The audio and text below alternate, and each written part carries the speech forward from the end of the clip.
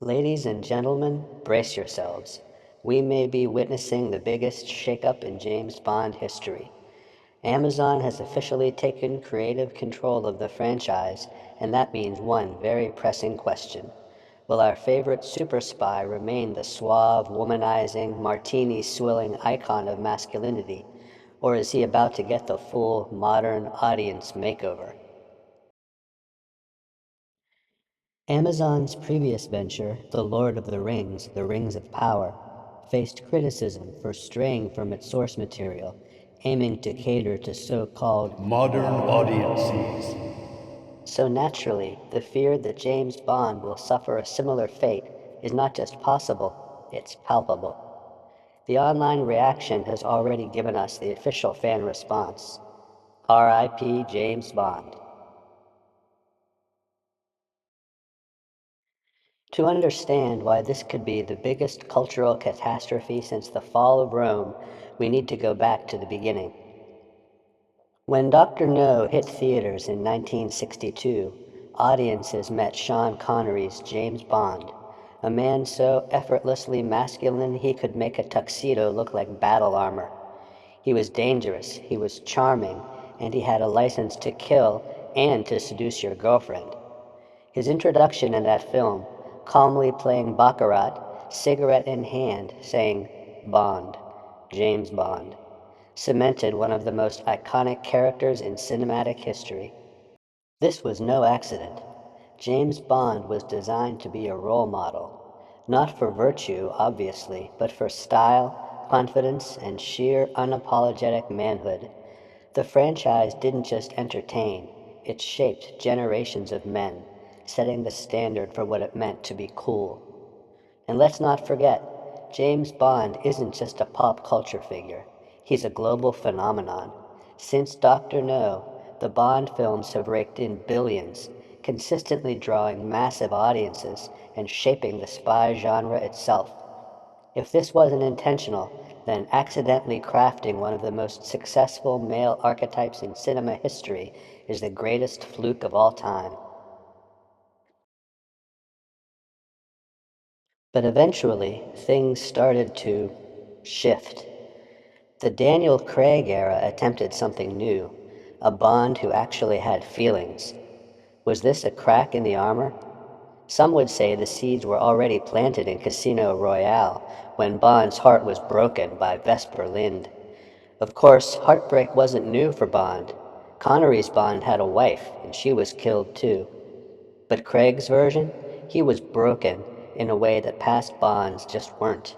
By the end of his run, Bond and masculinity were being actively deconstructed, literally and figuratively. A female 007? Check. Q being gay? Check. Bond himself dying? Check, check, and check. If the goal was to dismantle the very essence of James Bond, mission accomplished. And now, Amazon holds the detonator. So, is there any hope?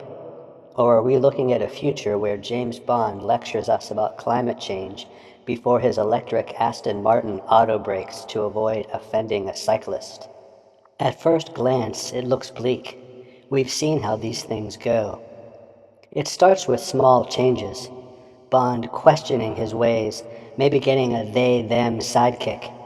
And before you know it, he's apologizing to Moneypenny for problematic behavior and handing his Vulture PPK over to his new handler at MI6's DEI department. If Amazon follows the Rings of Power model, the next Bond villain won't be a mastermind with a diabolical plot. It'll be toxic masculinity itself. But hold on.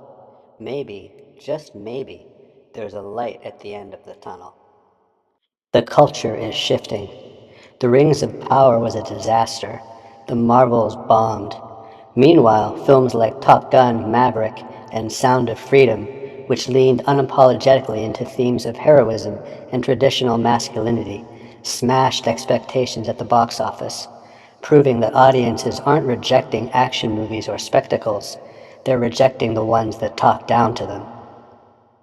Even Jeff Bezos himself might be nudging things in a different direction. He reportedly donated $1 million to Trump's inauguration fund, which, if true, is the equivalent of wearing a MAGA hat at an Amazon board meeting. Combine that with the massive backlash to woke entertainment, and suddenly the question isn't if Bond will be dewokified, but when. Reports suggest that the next Bond movie is still years away, and by then, the way things are going, the cultural pendulum may have swung so far back that Bond isn't just traditionally masculine, he might come back more masculine than ever. Amazon doesn't set out to make flops, and right now, going woke is a box office death sentence. So, final verdict? Is James Bond doomed to be the next victim of progressive entertainment, reduced to an emotionally fragile, self-loathing super spy who hands out consent forms with every martini? Or are we on the verge of a glorious return to form, where Bond once again embodies the masculine ideal? Honestly, I think the second outcome is not just possible, it's likely. The last decade deconstructed Bond. The next one, it might just rebuild him. And if Amazon is smart, they'll realize that the world doesn't need a softer, sadder, more self-reflective James Bond. The world needs a hero.